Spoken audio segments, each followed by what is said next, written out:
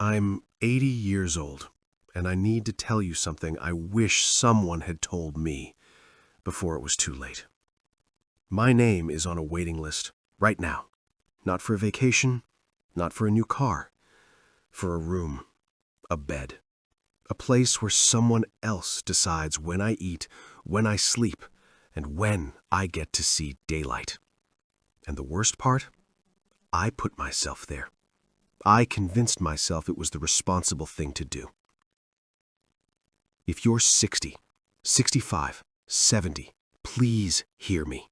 Because what I'm about to share isn't about some distant future you'll deal with later. It's about a decision you're already making today, right now, by not making one at all. I learned early, work hard, save your money, take care of your own. I spent 37 years at the phone company, worked my way from installer to regional manager. Married Linda in 1968. We bought a house in the suburbs, 3 bedrooms, a garage, a backyard with a grill. The American dream. I believed that if I kept my head down, saved for retirement, did everything right, I'd be fine. I'd have my independence, my dignity, my choices. I never once asked, what if I'm wrong? It was March of 2021. I was 75. Linda had been gone 2 years. Cancer. The house felt too big, too quiet. My son was in California, my daughter in North Carolina. They called on Sundays sometimes.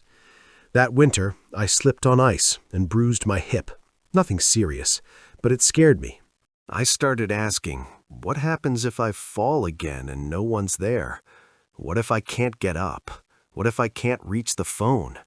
So I started looking into options. That's what they call them. Independent living, assisted living, memory care, nursing homes. I went to a few open houses. They all looked the same. Bright lobbies, smiling staff, brochures full of silver-haired people laughing over birthday cake. I met a woman named Janet. She walked me through the community, that's what she called it. The dining hall, the activity room, the little apartments with the kitchenettes.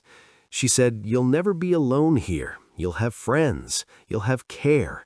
You'll have peace of mind. And I believed her, because I was tired, because I was lonely, because I thought it was the smart thing to do. I signed the papers that same day. It took me about a year to understand what I'd actually done. By then, I'd sold the house, moved into a small apartment while I waited for my spot. I got rid of nearly everything. Furniture, tools I'd used for 40 years, Linda skeins. I threw away photo albums because I didn't have room for them. I donated the grill from the backyard. I kept telling myself I was downsizing, simplifying, preparing. But one afternoon, I was sitting in that apartment staring at 4 bare walls, and I realized the truth. I wasn't preparing for the future. I was surrendering to it. I hadn't chosen that path because I needed to. I'd chosen it because I was afraid. Afraid of being a burden.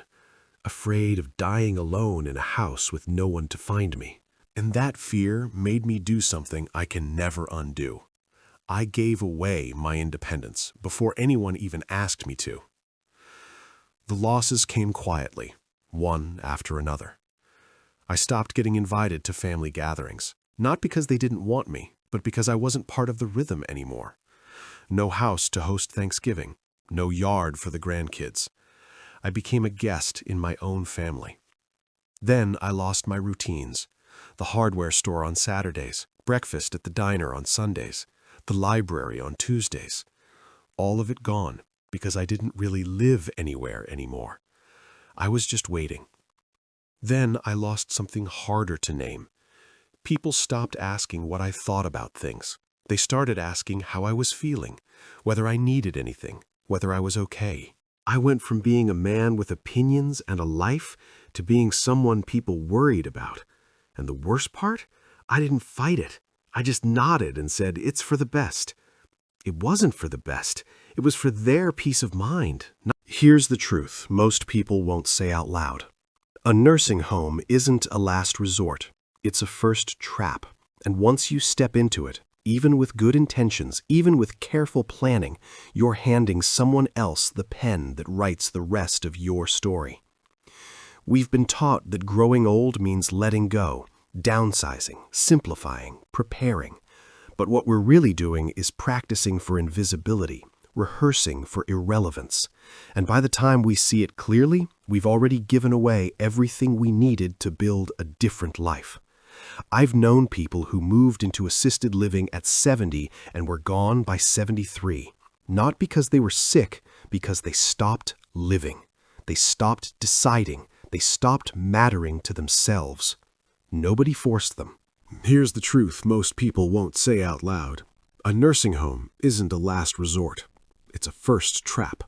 And once you step into it, even with good intentions, even with careful planning, you're handing someone else the pen that writes the rest of your story. We've been taught that growing old means letting go, downsizing, simplifying, preparing.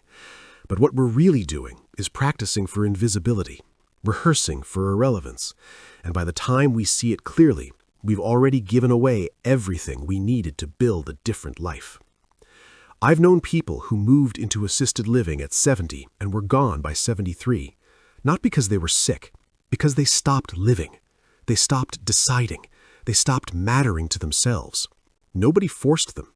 They chose it, just like I did, because we've been sold the idea that safety is more important than freedom, that being taken care of is better than taking care of yourself. It's a lie, and it's costing people the last and maybe the best years of their lives. Let me ask you something. Really think about it. When did you last do something just because it made you feel alive? Not because you had to, not because someone expected it. How many of your decisions right now are driven by fear instead of desire? If you couldn't drive tomorrow, would your world shrink to 4 walls? Because that's what happened to me. And it didn't start at 80. It started at 60, maybe earlier. I just didn't notice until it was too late to change course. I'm sitting in that same small apartment right now. The one I moved into 5 years ago. The one I told myself was temporary. In a few months, maybe sooner, I'll get the call.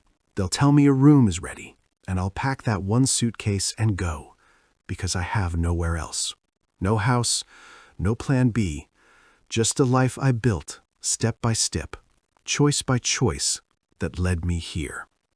I see my kids twice a year if I'm lucky. I talk to strangers more than I talk to people who know my name. I spend my days waiting, for meals, for appointments, for phone calls that don't come. This isn't living. It's rehearsing for the end. And the saddest part? I did this to myself. Not because I had to, because I thought I was supposed to. If I could go back and tell my 65-year-old self one thing, it would be this. Don't plan for safety. Plan for aliveness. Because the nursing home was never really the danger. The danger was spending 20 years quietly preparing to go there and calling it wisdom. The structure follows the original arc. Personal story, moment of realization, the losses, the hard truth, the direct challenge to the viewer. But it's tighter, the repetition is cut, and each section builds more intentionally toward the closing line. Let me know if you'd like any section reworked or the length adjusted.